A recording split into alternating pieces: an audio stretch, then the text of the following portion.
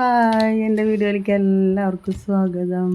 ഇത് ഞാൻ ചക്ക വേവിച്ച് അത് ശർക്കര ഇട്ടിട്ട് ഇങ്ങനെ ഈ പാകത്തിലാക്കി വറ്റിച്ച് വെച്ചു കേട്ടോ.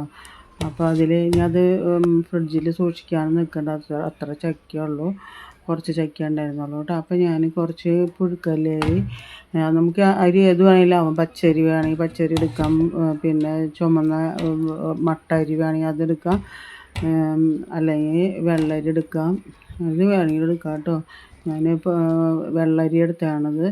അതെടുത്ത് നന്നായി അരച്ചതിന് ശേഷം ഈ ചക്ക വരട്ടി വെച്ചിട്ടുള്ളതിൽ ഇട്ട് നന്നായി ഇളക്കി കേട്ടോ.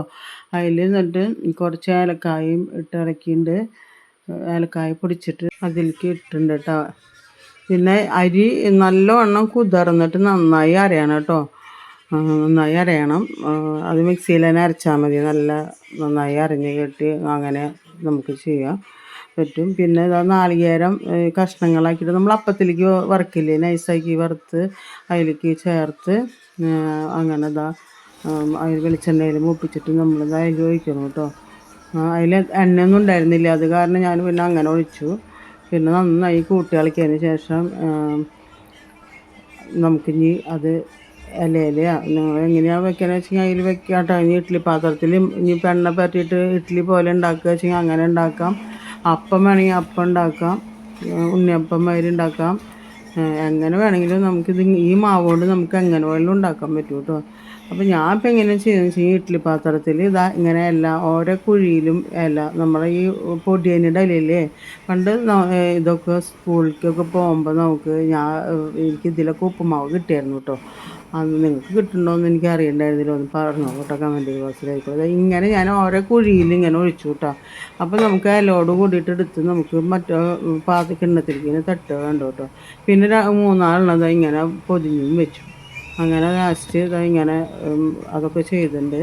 എന്നിട്ട് ഞാനത് കുറച്ച് കഴിഞ്ഞപ്പോൾ തുറന്നു. ഞാനത് ഒരു കമ്പി എടുത്തിട്ട് പപ്പടം കുത്തുന്ന കമ്പി കൊണ്ട് ഞാനത് കുത്തി നോക്കി കേട്ടോ. അപ്പോൾ അത് വെന്തുണ്ടായിരുന്നു കേട്ടോ. അപ്പോൾ ഇങ്ങനെ നിങ്ങളുണ്ടാക്കി നോക്കിക്കോട്ടെ. ഒരു കുറച്ച് ചക്കയായാലും ഞാനത് വേവിക്കണമെന്നൊന്നും ഞാൻ കാണിച്ചിരുന്നില്ല. കുക്കറിൽ വേവിച്ചിട്ട് അത് ഞാൻ മിക്സിയിൽ നന്നായി അടിച്ചതിന് ശേഷമാണ് ഞാനത് പിന്നെ ശർക്കരയിലിട്ടിട്ട് അത് ഇളക്കി ഇങ്ങനെ ആക്കിയത് കേട്ടോ. കറുത്ത ശർക്കരയായിരുന്നു, ഭയങ്കര കറുപ്പുള്ള ശർക്കരയായിരുന്നു കേട്ടോ അത്. അങ്ങനെ നമ്മുടെ ഈ ചക്കട ശരിയായി കേട്ടോ. നിങ്ങൾക്കിത് ഇഷ്ടപ്പെടാണ്ടിരിക്കില്ല. ഇഷ്ടപ്പെട്ടില്ലെങ്കിൽ ലൈക്ക് ചെയ്യുക, ഷെയർ ചെയ്യുക, സബ്സ്ക്രൈബ് ചെയ്യുക, ബെല്ലൈക്കൺ അമർത്താട്ടോ. അതുകൊണ്ട് എൻ്റെ വീഡിയോ മുഴുവനായിട്ടൊന്ന് കാണണം. ഇത് നല്ല ടേസ്റ്റ് ഉണ്ടായിരുന്നു കേട്ടോ. ഞാൻ ഇപ്പോൾ തിന്ന് നോക്കി, ചൂട് ആറിയതിന് ശേഷം ഞാനത് കഴിച്ച് നോക്കി, നല്ല ടേസ്റ്റ് ഉണ്ടായിരുന്നു. അങ്ങനെ ഇങ്ങനെ നമുക്ക് ചക്ക ഉണ്ടാക്കി, ചക്ക കൊണ്ട് എന്ത് വേണമെങ്കിലും ഉണ്ടാക്കാം. ഇത് നമ്മൾ ഈ അരിപ്പൊടി എടുത്തിട്ട് നമുക്ക് ഇങ്ങനത്തെ ചക്ക വരട്ടിയതുണ്ടെങ്കിൽ നമുക്ക് അതിങ്ങനെ കുറേശ്ശെ ഇങ്ങനെ ഓരോ സ്പൂൺ കൊണ്ട് വെളിച്ചെണ്ണയിലിട്ടുണ്ടെങ്കിൽ നമുക്ക് അങ്ങനെ ഉണ്ടായിട്ട് നമുക്ക് കഴിക്കാൻ പറ്റും. ഇതിപ്പോൾ ഇങ്ങനെയും കഴിക്കാൻ പറ്റും കേട്ടോ. നല്ല ടേസ്റ്റ് ഉണ്ടായിരുന്നു.